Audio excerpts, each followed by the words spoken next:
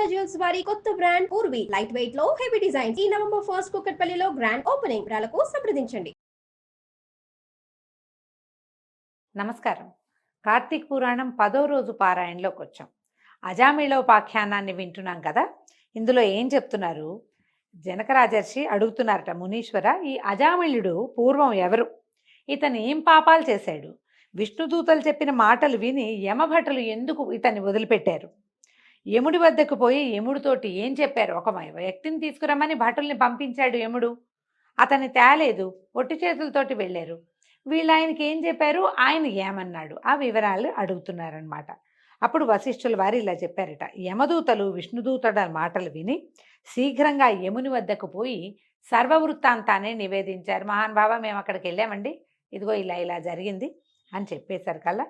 అప్పుడు ఈయన ఏమన్నాడంటే, ఏం చెప్పారు చూడండి. అయ్యా, పాపాత్ముడు, దురాచారుడు, పరమ దుర్మార్గుడు, నిందిత కర్మల్ని ఆచరించేవాడు అయినటువంటి అజామిళుణ్ణి తీసుకొని రావడానికి వెళ్ళాము.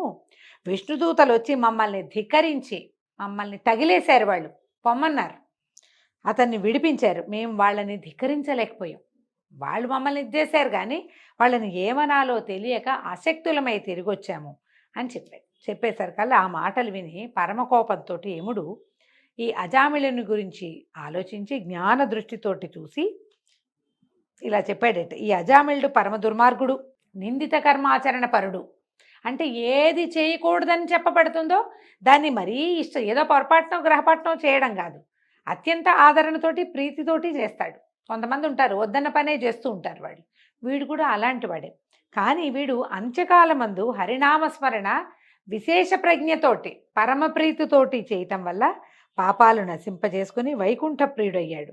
అందువల్లనే అతన్ని విష్ణుదూతలు స్వీకరించారు. దుష్టాత్ములై హరి మహిమను తెలుసుకొనకనే హరినామస్మరణ చేసినా కూడా పాపాలు నశిస్తాయి. దహనేచ్ఛ లేకపోయినా కూడా తాకిన ఎడల అగ్ని కాల్చక మానదు. మనం అది అంటిద్దాం అనుకోం, కానీ అది తగులుతుంది. నిప్పు ఒక వస్తువుకి దహిస్తుంది, అగ్నికి దాహక క్రియే తన లక్షణము. ఈ భక్తితో నామపారాయణ చేసేవాడు, నామస్మరణ చేసేవాడు జీవన్ముక్తుడై అంత్యంలో మోక్షాన్ని పొందుతాడు. భక్తి లేకుండా చేసినా కూడా నామపారాయణ వల్ల, ఆ నామాన్ని పదే పదే అనటం వల్ల, మనం మామూలుగా చెప్పుకుంటామండి, ఒక నామాన్ని మనం శ్రద్ధతోటో అనాసక్తితోటైనా సరే రామ కృష్ణ అంటుంటే ఆ కృష్ణనామధేయం, ఆ రామనామధేయం నుంచి వెలువడేటువంటి శక్తి, ఎనర్జీ మనని సరైన దారిలోకి తీసుకుపోతుంది. ఒకవేళ జీవితంలో సరైన దారి ఉన్నా లేకపోయినా అంత్యంలో వాడికి సరైన దారే లభిస్తుందట. అందుకని కలవు నామపారాయణం అని చెప్తారు. కలియందు తప్పకుండా నామస్మరణే చేసుకోవాలి. ఎవరైనా తిట్టినా నారాయణ నామస్మరణతోటే తిట్టాలి, పిలిచినా నారాయణ నామస్మరణతోటే. బోలెడు నామాలు ఉన్నాయి కదా, ఈ నామాల్లో ఏది మనం స్మరించినా సరే ఫలితం లభిస్తుంది. ఇదంతా విచారించి యముడు ఊరుకున్నాడట. ఏం చెప్తున్నాడు? అజామిళుడు పూర్వమందు సౌరాష్ట్ర దేశమందు బ్రాహ్మణుడై ఉండి శివార్చకుడుగా ఉండి శివద్రవ్యాన్ని హరిస్తూ స్నానం సంధ్యాదుల్ని విడిచి అన్యమానసుడై శివుని పూజించుచు శివునికి అభిముఖంగా కాళ్ళు చాపుకుని సేనించేవాడు. అంటే పూజ చేసేవాడు, ఓం ఓం అనేవాడు. ఈ బుర్ర ఎక్కడో ఉండేది, వేరే ఆలోచన చేసేవాడు. మనం శ్రద్ధగా చేయాలి కదా, ఏం చేసినా భక్తి పూజ శ్రద్ధతోటి చేయాలి. ఆలయంలో చేసేవాడికి శ్రద్ధ లేకపోతే వాడి శ్రద్ధారాహిత్యం వచ్చిన భక్తులు కూడా ఫలితాన్ని ఇవ్వదు పాపం. కానీ వాడు అట్లాగే చేసేవాడు. ఆ గుళ్ళో కాళ్ళు చాపు కూర్చుని శివలింగానికి అభిముఖంగా కాళ్ళు పెట్టుకుని ఉండేవాడట. తర్వాత ఆయుధపాణిగా ఉండేవాడు. బ్రాహ్మణుడు ఆయుధపాణి కాకూడదు, అతను అస్త్రశస్త్రాదులు పట్టుకోకూడదు, పనికిరాదు. అసలు అర్చకులుగా ఉండేవాళ్ళు ఆయుధ ధారణ అసలు చేయకూడదు. కానీ వీడు ఆయుధపాణిగా ఉండి స్నేహితులతో కూడి నానాలంకారాలు అలంకరించుకుని ఇచ్ఛావిహారాలతో తిరుగుతూ బహుభాషి అయి మంచి యవ్వనంలో ఉండేవాడు. ఆ ఊరిలో ఒక బ్రాహ్మణుడు ఉన్నాడట, ఈ అజామిళుడు ఉన్న ఊరిలో. అతనికి రూపవతి యవ్వనవతి అయినటువంటి భార్య ఉండేది. ఆయన ఒకసారి దరిద్ర పీడితుడై ఏం చేశాడు, ఈ బ్రాహ్మణ ఆయన భోజనం కోసం, అంటే సొమ్ములు లేవు, డబ్బు ఏ రకంగానూ రావటం లేదు. ఆయన గ్రామాలు పల్లెలు అక్కడికి వెళ్ళి యాచన చేసుకుని తెచ్చుకునేవాడు. ఒక్కొక్కసారి ఏం చేసేవాడు, ఈయన వచ్చి సంపాదించిన ధాన్యాదకం నెత్తి మీద పెట్టుకుని వచ్చి ఇంటికి వచ్చి ఆకలితో వచ్చి, ఏమే నాకు ఆకలిస్తుంది, త్వరగా వంట చేయి, కాసిన మంచినీళ్ళు పోయి అది తాగి కొంచెం శాంతిస్తాను అని పలికాడట. ఒకసారి పలికితే ఆయన ఎన్నిసార్లు పిలిచినా ఆవిడ ఆ అమ్మాయి అతని భార్య పలకలేదు. ఇంటికి వచ్చిన భర్తకి మంచినీళ్ళు ఇవ్వకపోతే ఏం పూజ చేసినా ప్రయోజనం లేదు. మంచినీళ్ళు మనంతటా మనమే ఇవ్వాలి, లేదా వాళ్ళు అడిగినప్పుడైనా ఇవ్వాలి. అది చేయగా ఇది చేయకపోతే మనం పూజ చేసినా ప్రయోజనం లేదు.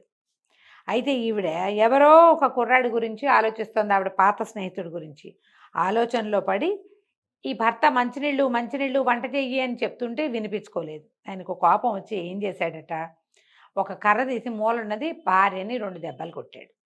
ఆవిడ కూడా ఊరుకోవాలి. ఆ 2 దెబ్బలు తిన్నాక భర్తని ఫెడేలమని ముష్టిఘాతాలు 2 కొట్టింది ఆయన్ని.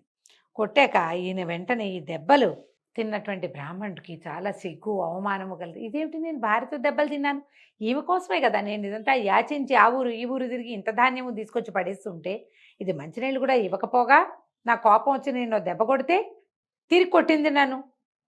కొట్టచ్చా కొట్టకూడదా అని అడగండి, పురాణంలో మాత్రం ఇలాగే చెప్పబడింది. వాళ్ళు కొట్టారు, అతను కొట్టాడు కాబట్టి ఆమె కొట్టిందండి తప్పేమిటి అని అడగకూడదండి. ఇది ఆ కాలం కాదు, కలికాలంలో లేరు వాళ్ళు, కొంచెం ముందు కాలంలో ఉన్నారు.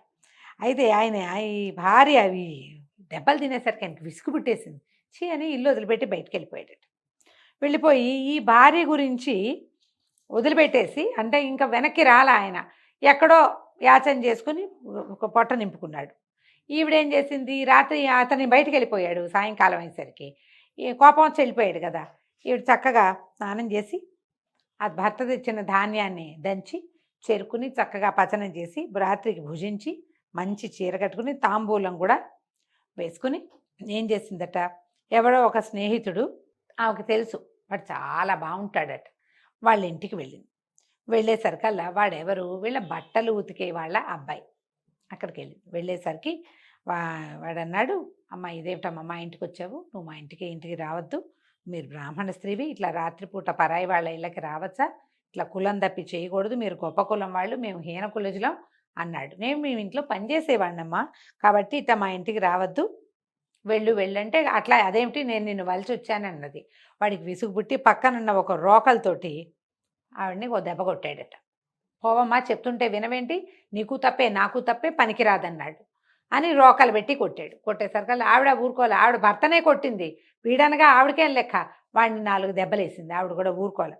చివరికి ఏం చేసింది, చి అని వాడిని కొట్టాక, నువ్వు తెలివి తక్కువ వాడిగా ఉన్నావు, ఒక స్త్రీ వలచి వస్తే దాంతో హాయిగా సంతోషంగా ఉండవా నువ్వు అని ఏవో నోటికొచ్చిన 4 దుర్భాషలాడి దారి మీద నడిచి వెళ్తుంటే ఈ ముందు ఒక శివాలయ అర్చకుడు గురించి చెప్పుకున్నాం కదా, వాడు శివ పూజ శ్రద్ధగా చేయడు, వాడు కనపడేసరికల్లా వెళ్ళి ఆమె అతన్ని అడిగింది, ఆ భర్త ఇంట్లో లేడు, ఒక స్నేహితుడి కోసం వచ్చాను, వాడు లేడు, మన ఇద్దరం కులాసాగా గడుపుతాను రమ్మంటే ఈ అర్చకుడు ఆమెతో కలిసి వెళ్ళేసరికల్లా సరే తెల్లవార్లు వాడితోటి కాలక్షేపం చేసింది.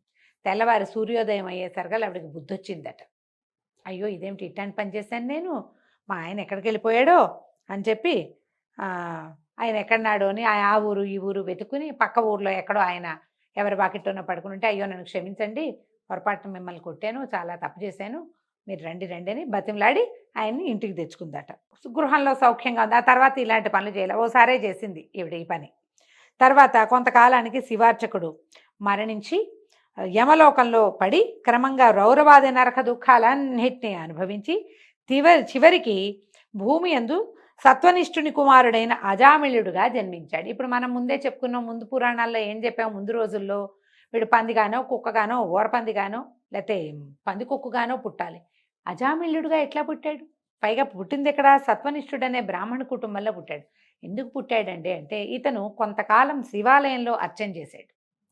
మనం చాలాసార్లు ఈ మాట వింటుంటాం, తెలిసి చేసినా తెలియక చేసినా అగ్నికి దాహక శక్తి ఉన్నట్టుగానే ఈ పూజా విధానాల వల్ల, లేదా ప్రతిరోజు తెల్లవారుజామునే స్నానం చేయటం వల్ల, శివాలయంలో దీపారాధనలు వెలిగించడం వల్ల అతనికి ఒక బ్రాహ్మణ కుటుంబంలో పుట్టేందుకు అవకాశం లభించింది. తర్వాత ఆయనకి ఇవి కూడా అయినాయి, మన ఉపనయనాది సంస్కారాదులు కూడా జరిగినాయి, పుణ్యం వల్ల ఇది లభించింది. కానీ సరైన ప్రవర్తన కలిగి లేడు.